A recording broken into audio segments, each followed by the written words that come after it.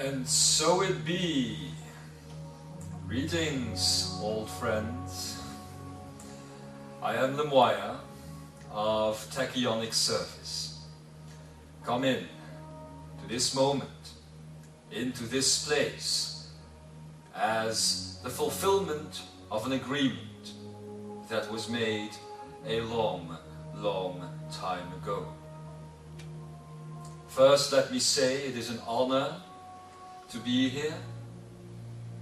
Secondly, I would like to add that it is indeed a great pleasure to be here as well. When agreements are made across time and across space, across the veritable essence of life itself, it is always beautiful to see when these things indeed may come full circle. I am here for several reasons, one of which is to teach, but the other one is to stabilize. Stabilize what, one might say? Let me repeat the non-recorded words of the energy of Solaris that spoke to you just a little while ago. The creation of the inner portal, which you have done just several hours ago, needs stability. You are indeed, especially those sitting here, you are indeed the gate builders and the portal builders, but you have been out of practice for several generations at least. And that is why I am here to honor the agreement of lending my stability to what you have just created. For you see, with a portal that you have made, each of you is not one that can fade in and out of existence. At least that is not the point. You wanted to create a stable paradigm of non-definition for yourselves, and that is indeed what I am here to bring you. So let's talk about this. Let's talk about the creation of the inner portal. And to do that, I must teach you about history. I must teach you about Lemuria, which has been, blessings, and will always continue to be my home. Lemuria had, as you know probably, two periods in time, in your timeline, in your time frame. One, it was a fluid state. The second one was anything but fluid. It was a movement towards the world that you see for yourselves here today. A world of matter, a world of fixed objects, your body being one of those objects, by the way. But I want to start at the time of fluidity. The reason why I want to talk about these things now in this group here specifically, although this message is going to be a part of a larger series, reaching a larger audience as well, is that you worked with me, all of you. Not directly. There was, let's say, a go-between, an interface, an intermediate, that being my keeper, Theae. But as Solaris has informed you, all of you sat in the old Lemurian Council. There is a difference between the old Lemurian Council, the way it used to be, and what is happening now with the creation of the new Lemuria. These are not the same council beings, the same council creations that I am talking about. I want to begin, however, with the old one. As you have split yourselves up in several groups today, this was a very natural process, to say the least. Why? Because these were the bodies from which you governed the council. If these words do not immediately strike home at the beginning, then take the time to feel them. Because the things I am talking about now are indeed very ancient and will take some time to resurface inside of yourself. The council, known as the Old Lemuria, or at the time Lemuria, obviously, 7 ruling bodies, each governing a certain vibrational state of that which you knew as home, as the earth, as the people, as nature, everything that you have here today. Although back then, again, things started a little bit more fluid. So what were these bodies then within the council? Just for sake of clarity, when I say bodies, I do not mean a human physical body. I mean an entity, a governing entity consisting of 3 or more. Very simple. These bodies, these groups within the council, were groups governing or establishing the vibration of love, joy, freedom, awareness, beauty, and the 2 latest ones, additions that were placed onto the council near the end of Lemuria, when things got more stable, let's say, more fixed, were innocence and nonsense. Now, I'm not going to say who was in charge of the nonsense, but she is sitting right next to me.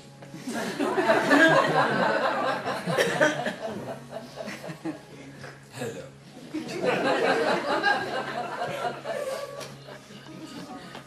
It is always an honor. But we will talk about that group at the end of this conversation. Because it is actually a pouring together, a coming together of all of the other aspects. But let us begin at the beginning. First of all, I want you to know, it is you who created this council. It is you who chose that it would be divided the way it has been divided. So let's begin with the first group. And the group I'm going to talk of the first is beauty. And they are sitting behind me.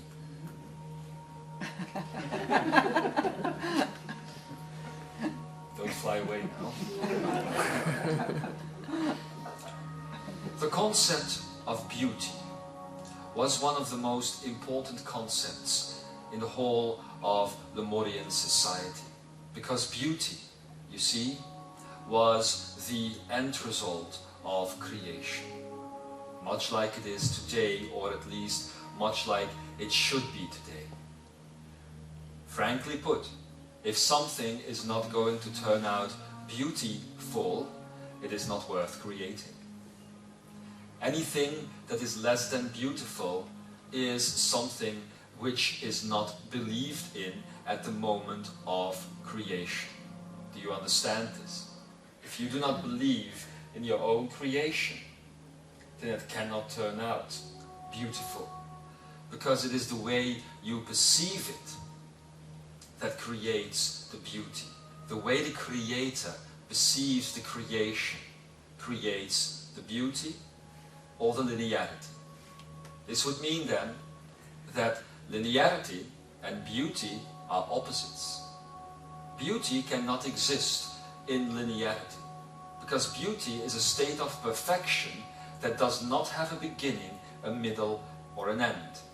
Beauty then would be quite similar to the concept of infinity. Beauty can only be created on an archaic level. Do you understand this? Why? Because once beauty, or a thing of beauty, has been created, it actually runs back and forth through the timeline. It has always been there after it has been created, and even before it has been created. This means that an artist, or whomever, who creates something that is beautiful, actually makes it so that the thing that is created at one given point in time is a concept in the past, even before it was created. And people can touch this. People can feel it hanging in the air before it is brought into what you call reality. You see, that is why an art is a work of art. Because when you see it, you immediately recognize it, since it was already there before it was created. And that is the beauty of things. One of the most beautiful creations ever to have emerged from this universe is planet Earth. And as such, it was so that this planet has been conceptualized in part by, let's call it, the Council of Beauty. It is these people sitting back here that originally designed the concept of Earth. Now, you might feel that this is a little bit of an overstatement. But it isn't. When something is created, it does not just pour out of the Creator alone. They are a channel, a vessel through which something pours forth. This means, for instance, that this moment in time, right now, is not being created merely by the voice who is speaking, by the body who is sitting here, but it is being created by all of humanity, by the total consciousness, human consciousness, you see? Similar to the creation of Earth. It poured out of a certain group, but it came from far, far beyond planet Earth itself.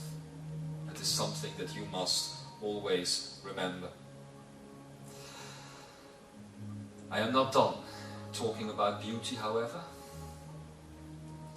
I said that the thing of beauty is an archaic experience. It has been said by your poets that the thing of beauty is a joy forever. And that is why, when we are done discussing the concept of beauty, we will turn to the concept of joy. Let us go on now. What does Earth and an observer consider beautiful at any given point in time? Two answers are possible here. The first answer would be, quite frankly put, that which others tell him or her is beautiful. And that is, of course, the wrong way, or the linear way, rather, to look at things. Something which is beautiful is instantly recognized by all as being whole. So something which is beautiful is literally wholesome. A while ago, Solaris, my great dear friend, has spoken about new energy or free energy numerology. And the first number to surface was the number 7, which in this vibrational state that you call free energy can be seen as wholeness. This means, my beloved, that the geometry of any creation that looks for beauty is based on 7. What does this mean? I'm going very slow here because I want you to understand these things, because they will become important as you step into your creations later on. Why is a 7 needed for the geometry of a beautiful creation. Very simple. Because added to the concept of 7 is always the 8. And the 8 is the creator and the observer in itself.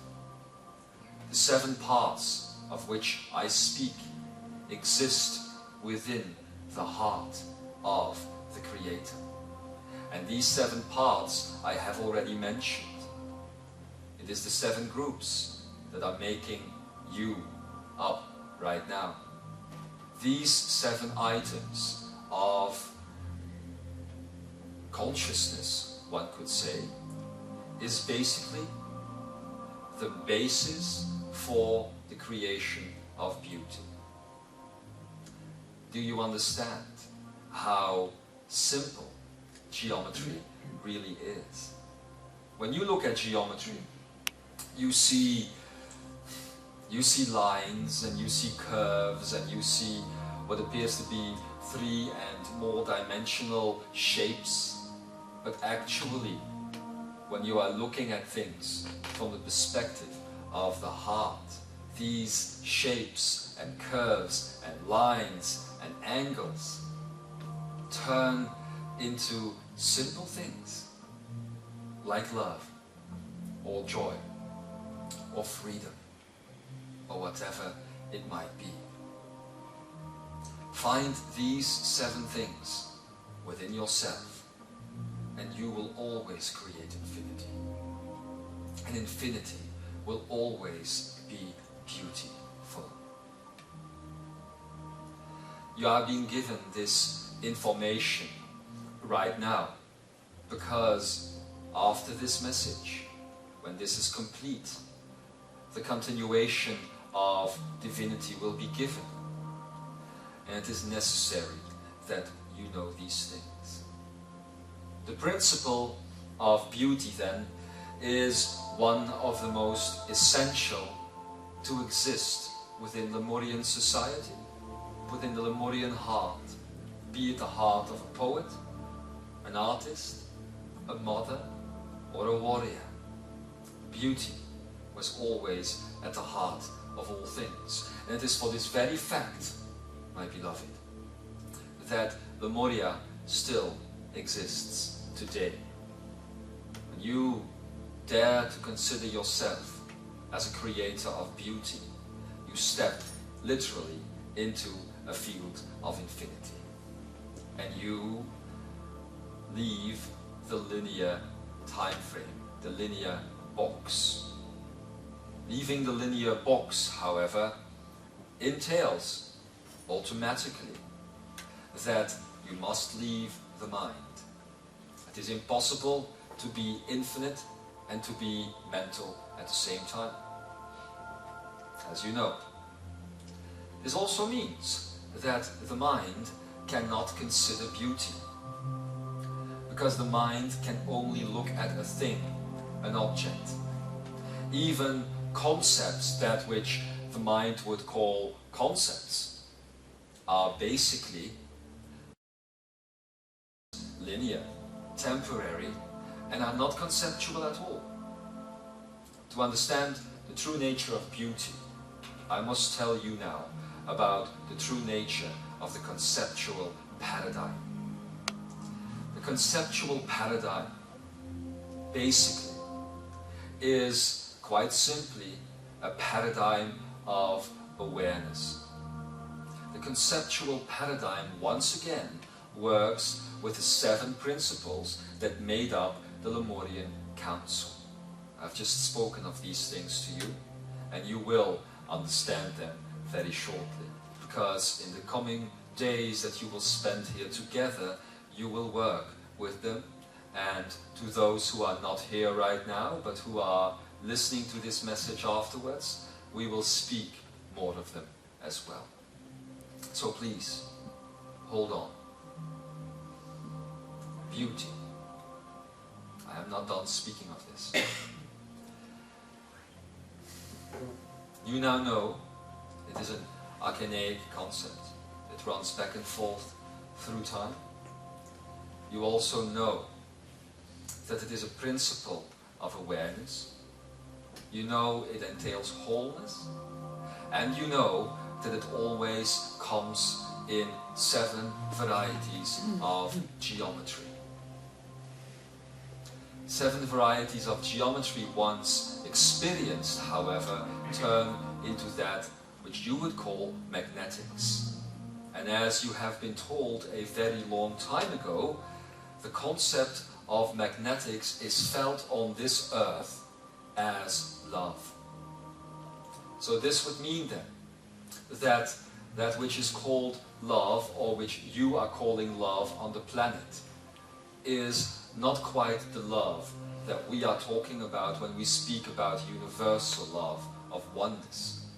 The love actually that you are talking about when you feel this concept is consisting of all the other principles, including beauty, that I have opened this talk with.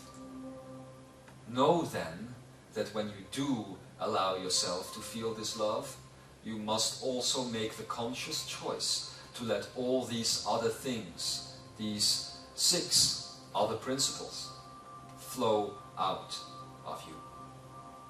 Never forget, however, that you are always the 8th.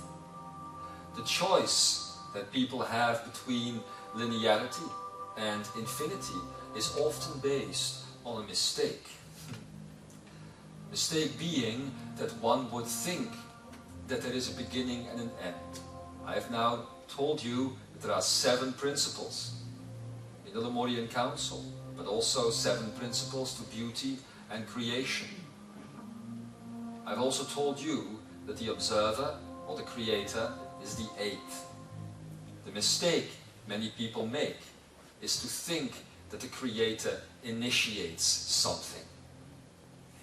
Action is very different from initiation. Do you understand this? Action, within the concept of action, lies the end result automatically, never the beginning of something. So a linear creation then, which cannot completely entail the concept of beauty, would have a beginning, would place the observer or the creator at the beginning of the process. And then you go from a concept of 8 to a concept of 9. 9, which always entails an ending. And that is why, when you take responsibility for the beginning of a creation, which is a mental process, because then you will think it comes from you and not from creatorhood in itself, which is beyond you, you create something on a temporal, linear level, and it will not be beauty. It might be beauty as is observed by reality, as you know it right now, but it will never stand the test of time, let alone the test of infinity. Knowing this, where then does creation begin? Where does beauty begin? Right there. The sunshine, the water, the air, the sky, the grass, the trees, the birds, all right there. Where does that begin? Simple answer, it begins nowhere. For it is beautiful. So it has always been, and shall always be. The trick to allowing your own creational power and your sense as a creator emerge from your human husk is to never look at beginnings, always at actions. You cannot be the beginning. For to be the beginning, is to be the end also. You understand this? Creation is infinite. You cannot create anything that hasn't already been conceptualized. For concepts are born in awareness, and awareness is born in the heart of all things, or that which you call the Akene. And this thing has no birth, and especially has no death. People often struggle, especially in these days, especially artists who desire to create beauty. They often struggle with the beginning of their creative process. Oh, they might have all the conceptual ideas. Somebody wants to write a book, somebody wants to make a painting. They might have all the conceptual ideas. They might talk to others about it. I am going to create this, I am going to do that, I am going to be the mother or the father of this masterpiece that I am going to create. No. What they will never understand, if they continue on that path, is that they are the masterpiece. They are not something from which flows forth the masterpiece. If you accept that all of your creations are completely a part of your own energy, even before you came into the planet, even before you came into any existence, then no time is required to create what you want to create. If you go into a different road, however, and you think you must take from yourself a piece of clay and then mold that, and then that is separate from you, then you are not only deluding yourself, you are also not doing justice to that which you want to create. There are many who are called to be creators of things, but the reason why things do not always start is because they are looking at things from a wrong angle, and they will only end up creating for themselves frustration, not beauty. And even if they somehow manage to mangle through the process of creation, they will end up with a piece that is going to be temporary, and the frustration that lives within it, and the struggle and the hardship and all those things will in the end be felt by those observing it later. You see? So why do you think art is beautiful? Very simple. Because, my beloved divine seekers, the artist and the observer looking at it afterwards are the same. They are both part of consciousness. When somebody wants to be a mental or linear artist, they are thinking of an audience out there. They are not seeing what is right in front or even inside of themselves. Namely, that they are the audience. They are the creation. They are the art, and they are the artist. They are all of these things. Somebody who manages to create that will always reach the energy which was desired. For it won't be a desire, it will simply be an act. I'm sorry to have to speak about the concept of beauty at the moment on such a theoretical level, but it is needed before you can actually start practicing with the concept. Why? Because you are also mangled up in your creation. For instance, I consider the words that I am speaking right now to be a work of art. It is my creation. It is your creation. It is all of creation. That is why I nor any other being like myself could ever get nervous when having to do this, when having to speak, when having to create, when having to come through. Let's say, why would one be if one is all that is? Why would you ever be nervous when you are going to look into the mirror? You think you are going to be judged maybe by yourself? Ah, if that happens, then you are in trouble.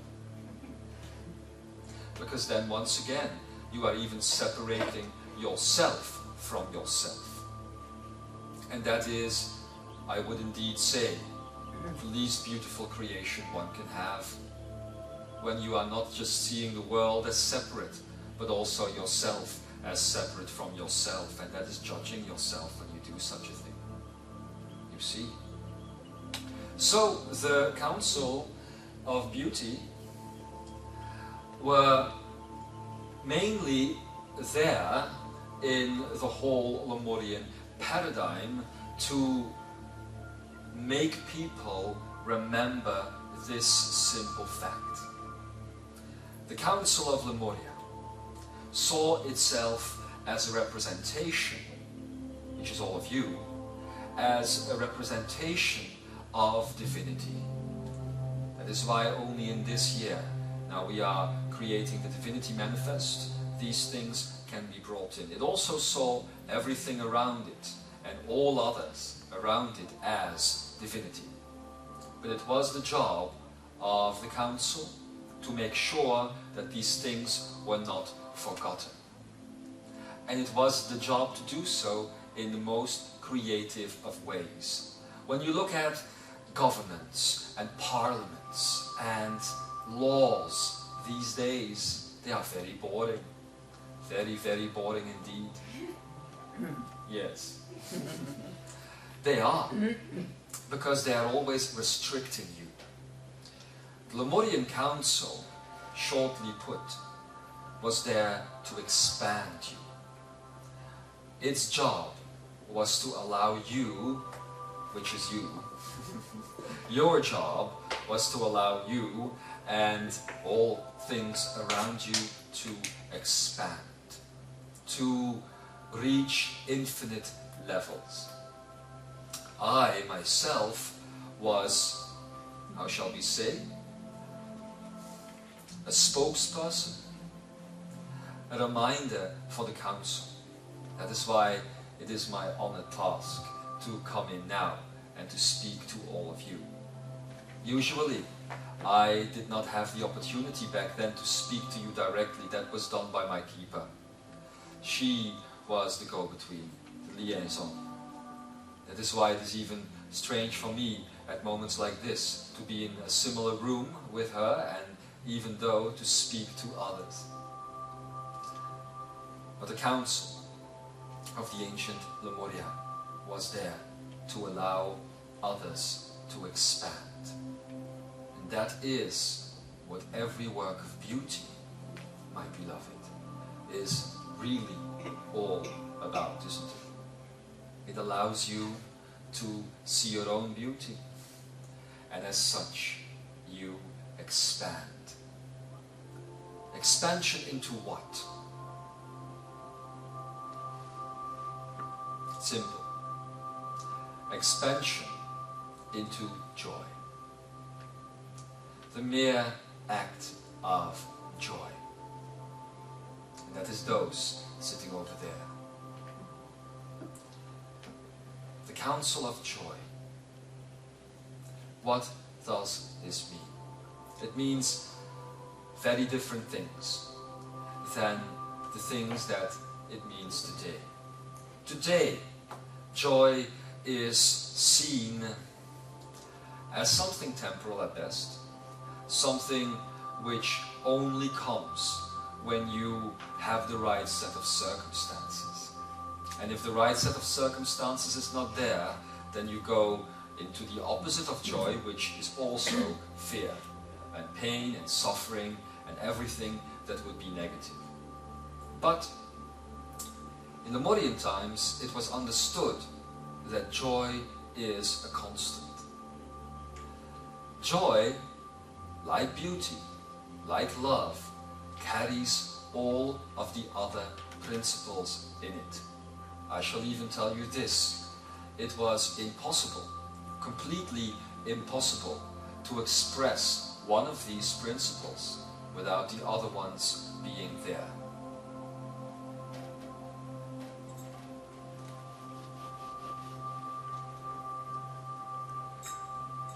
The mouth is thirsty. Returning to joy, an infinite state, also an archaic state. And that is why I can most surely say that none of you here, none of you in this lifetime have ever felt true joy. Much like a thing of beauty, it is an archaic state, which means it runs back and forth through the timeline, which means that once it has been felt once, it will become a constant throughout all that is. Meaning that if you have felt joy, you will never remember that there was anything else. Do you understand? Can I have a drink? Thank you. Thinking of this,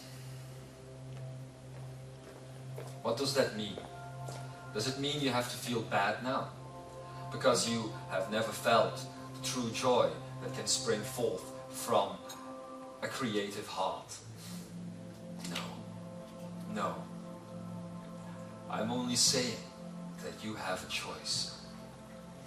You have a choice to go on the way you are going on in your life right now, going from moment to moment, one moment being a more positive moment than the other moment, or you can let go of these things. You can say, for once and for all, I need not feel anything else.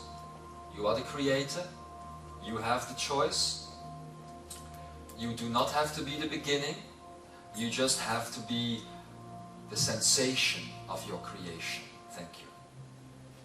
Do you know what this means? You have to be neither the beginning nor the end, only the sensation of your creation. That is the eighth aspect of the geometry of any creation and any work of art. It means that all you have to do is to experience that which you choose to create, and it will be there. This is what people often forget. Even in Lemuria, especially the older ones, tended to forget this. As they grew older, and especially as Lemuria started to solidify, one often forget that everything came from within. So that means, you know what it means? That means that the state of joy was searched for on the outside, sometimes. This, in Lemuria, was the only dis-ease one could experience. It is a type of complete self-loss, the loss of self-control and self-creation.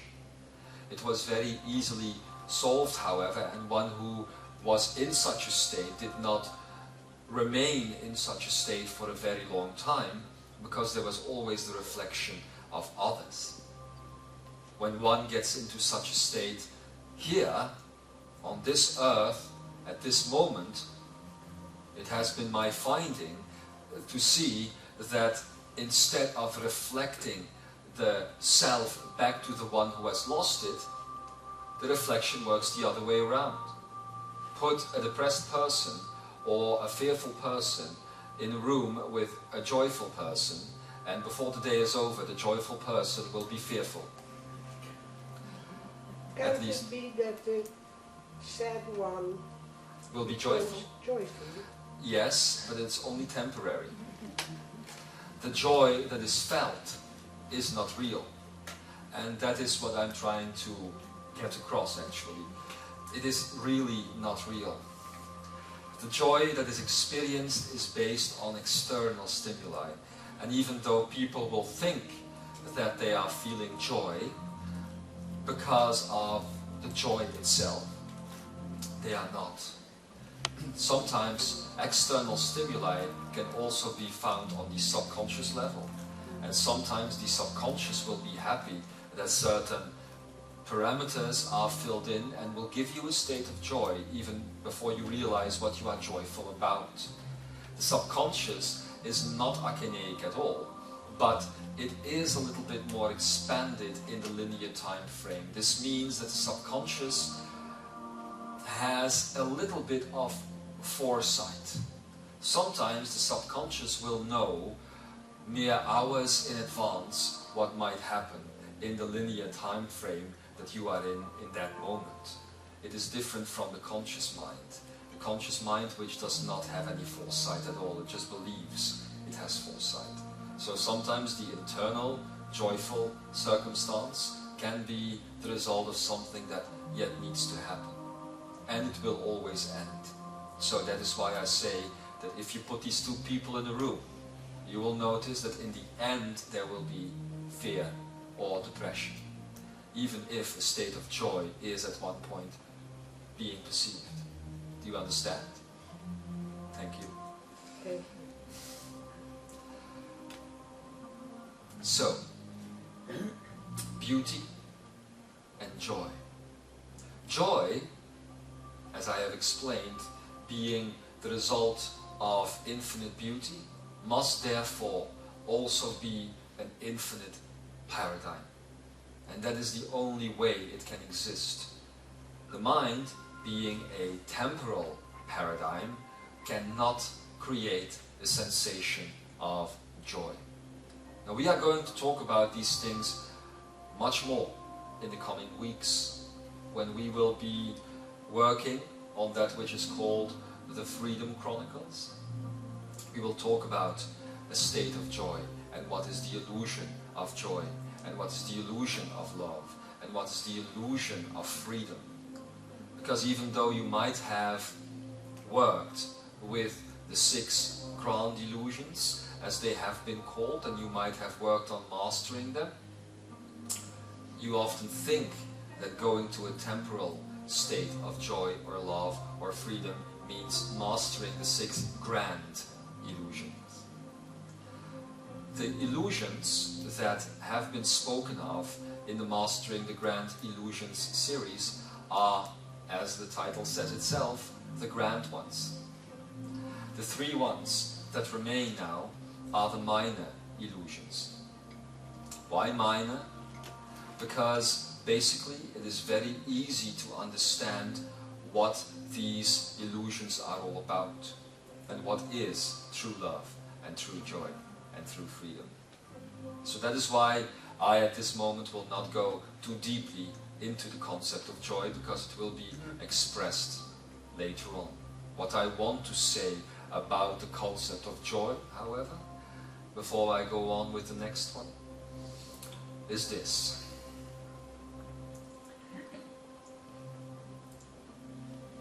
The simplicity of joy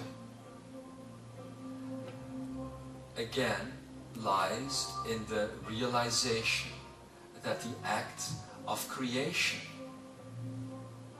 does not have a beginning. Beauty cannot be perceived without joy.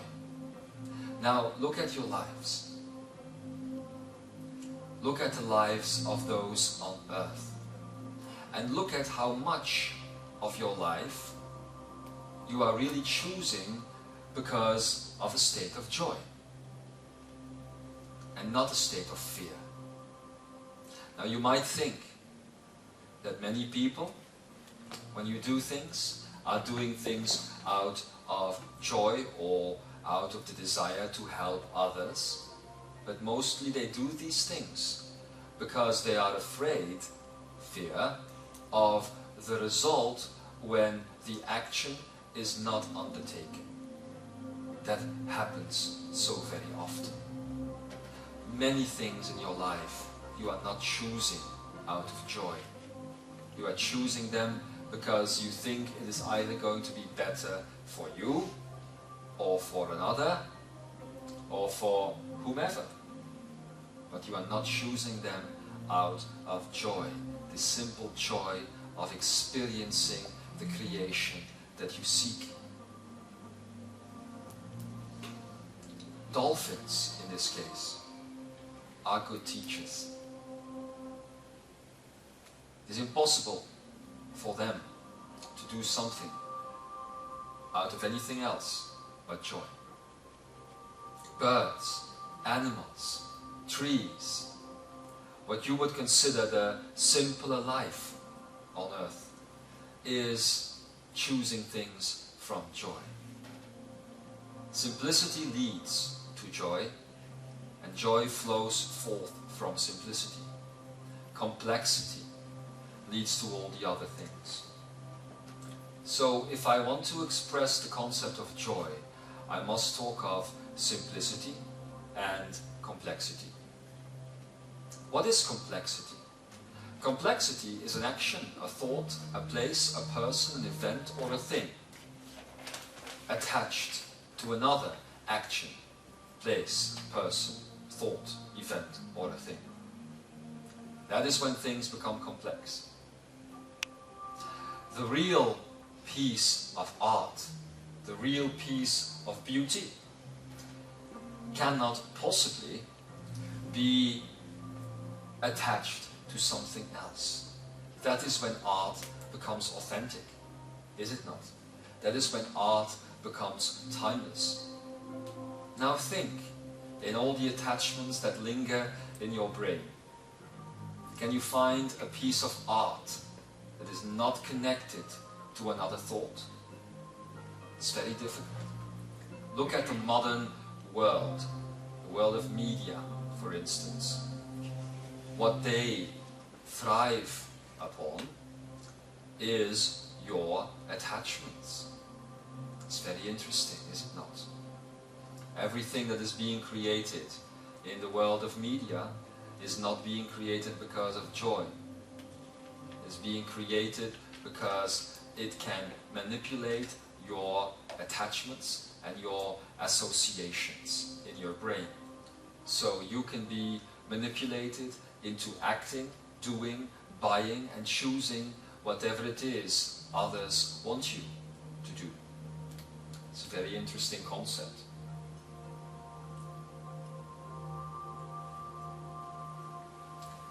The remedy, one asks, is very simple.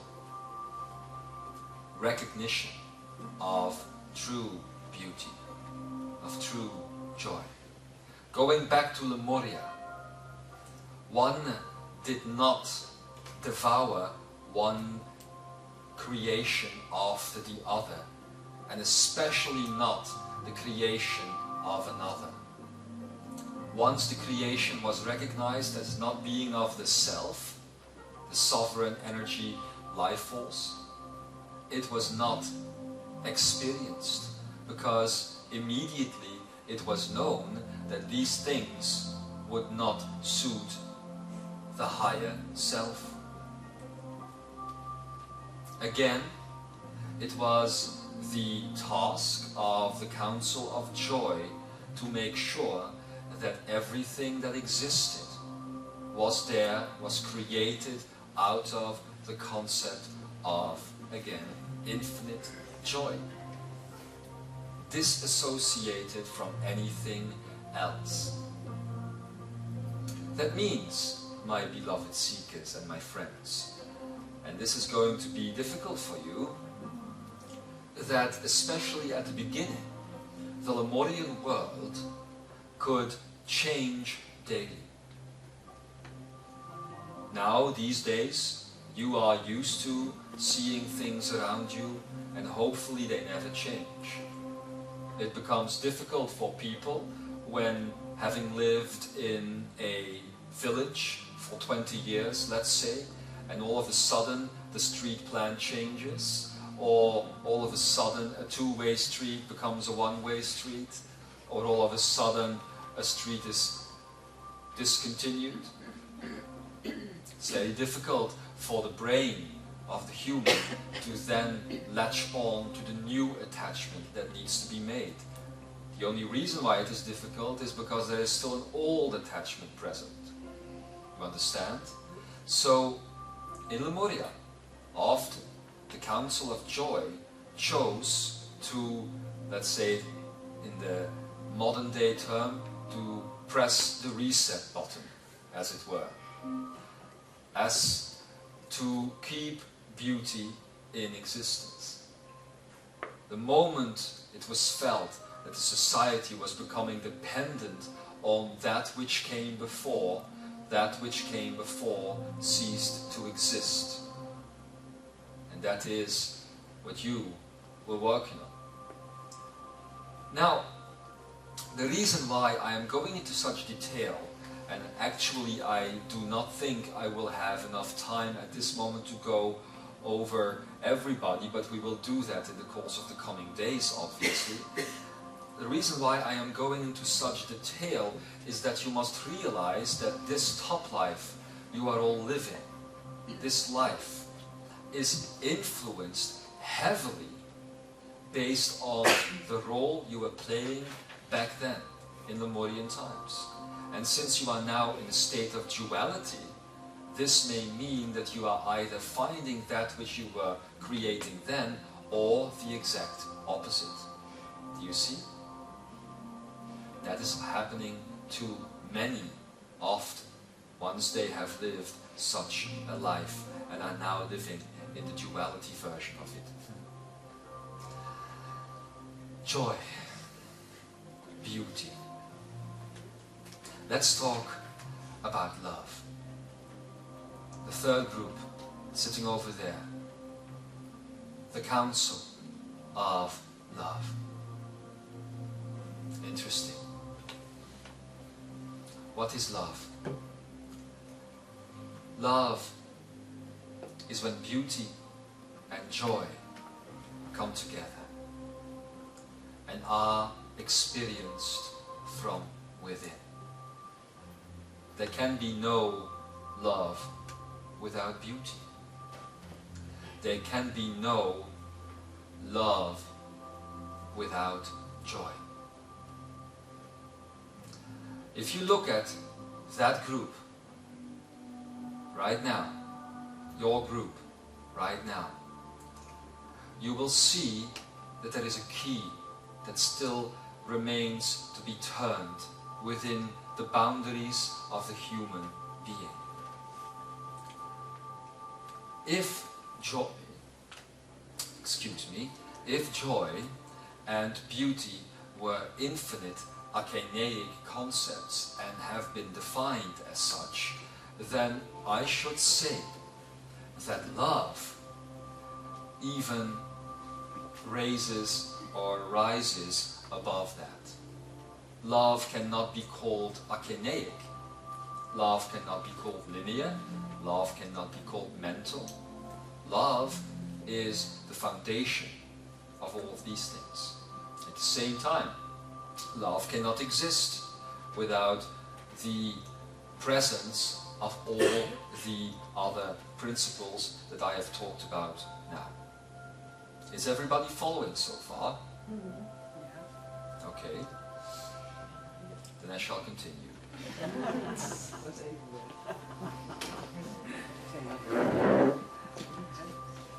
Maybe you should have said no. Does anybody care to pee? No. No way. I like to play the human game. Anyway, love. I said it cannot be called archanaic.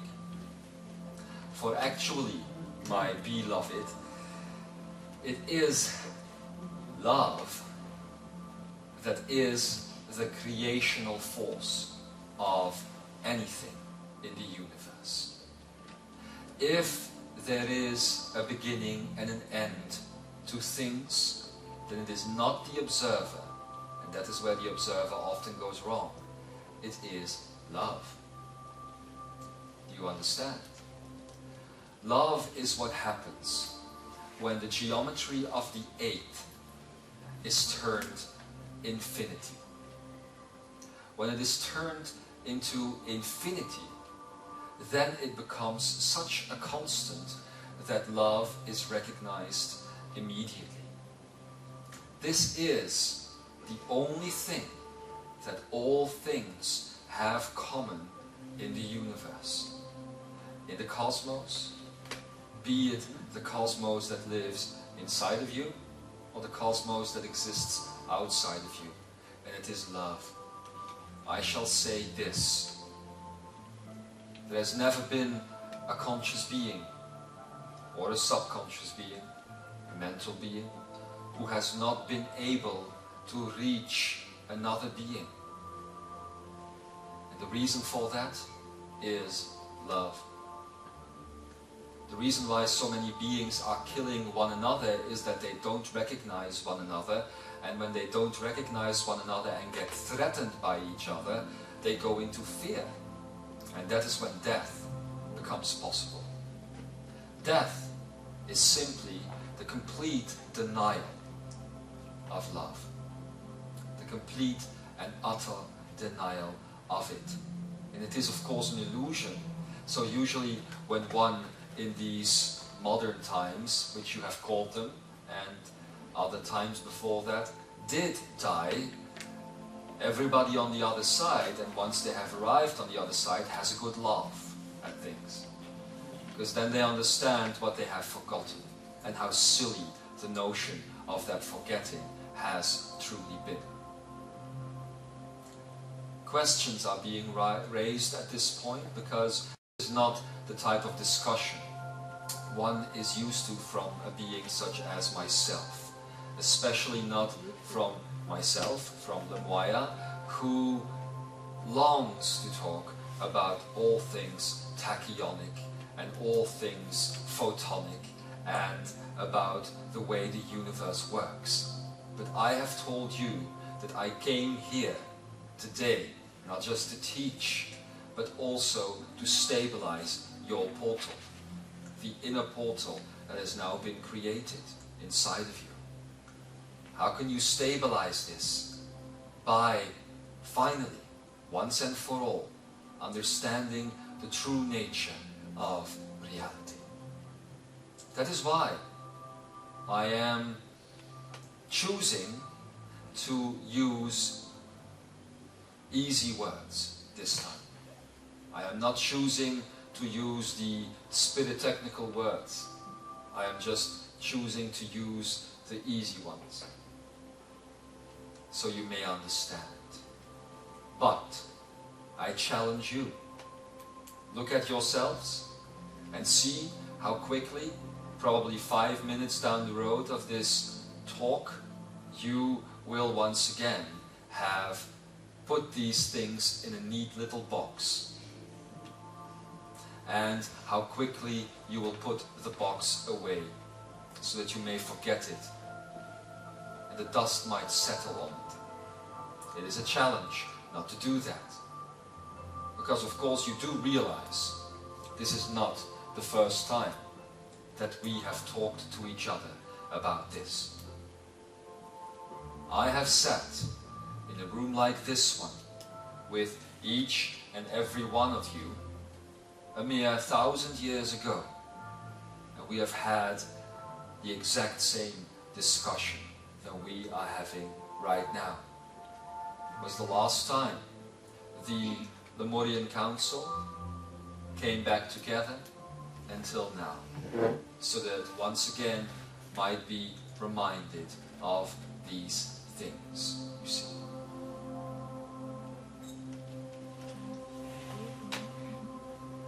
Let's get back to love. Love is probably the hardest concept of all to understand, because it has also been the most abused and misused topic that has been flowing around planet Earth in these last few hundreds of years. Love has been a tool for manipulation, a tool for distraction. It has been a tool to pull a cosmic, infinite being into a finite husk by creating desire around the concept of love. And the only reason why desire was created around love is that you were made to believe, were led actually to believe that love was something you had to search for. You had to go in search of, and you had to hunt down, while that has never been the case. You were actually told that your natural state was a fearful state as beings. Why? Because it was a linear state. A state that would in the end self-destruct itself. And that is a poor existence to lead. So love has been the most manipulated energy of geometry, of all. Why was love a part of the Lemurian Council?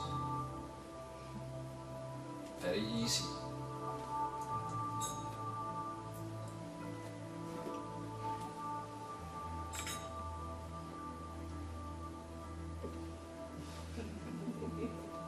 That is the exact reason.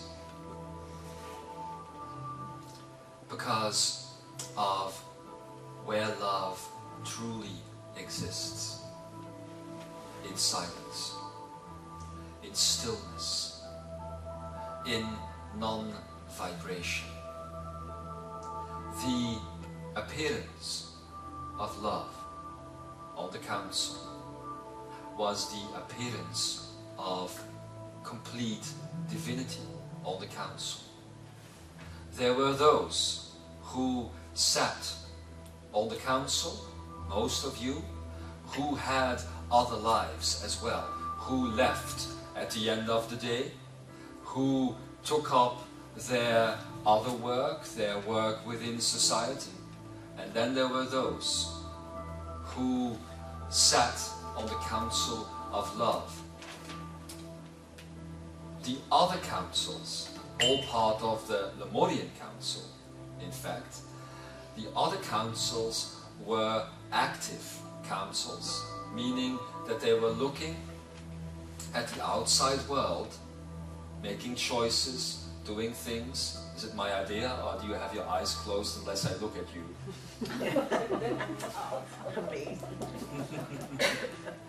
Every time I turn my head, I see eyes opening up. Oh my God, he's looking. I shall keep my eyes towards there for them. The Council of Nonsense. We said that together, you know. So anyway, where was I? Love. Exciting and new. Come aboard. We're expecting you. The love boat, yes. Love. Stillness. All the other councils did, at the end of the day, go home. They were active councils, meaning that they made choices. If you want to speak about the heart of the old Lemurian setup, the way the council was set up, then the heart would be the council of love. It was the job of the council of love to be silent.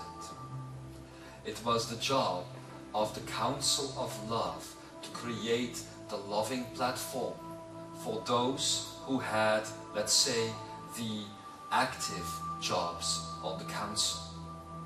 So, basically put, beloved council of love, back then you were in a state of constant meditation.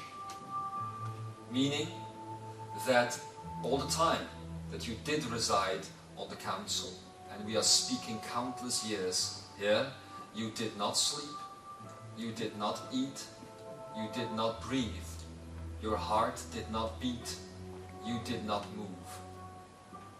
You made the choice to be the memory of divine love back then.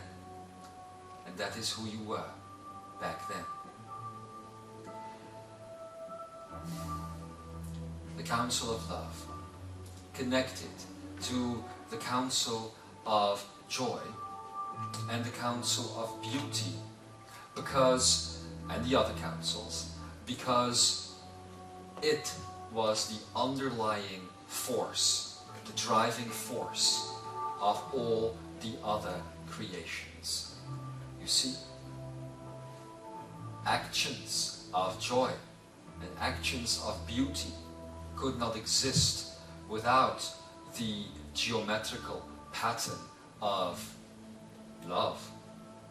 And that is why in any creation, the basics of the creation, the one of 8, let's say, is love. Love is easy and difficult at the same time. Let me tell you why.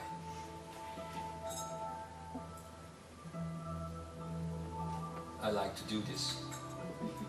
To say, let me tell you why, and then to drink. In hopes of keeping you awake. Love, the most easy and the most difficult. Easy, one would think, because it is a constant. But also difficult, because it is a constant. Difficult, because it is very easily forgotten, because it is too easy. The human mind likes to think. One cannot think about love.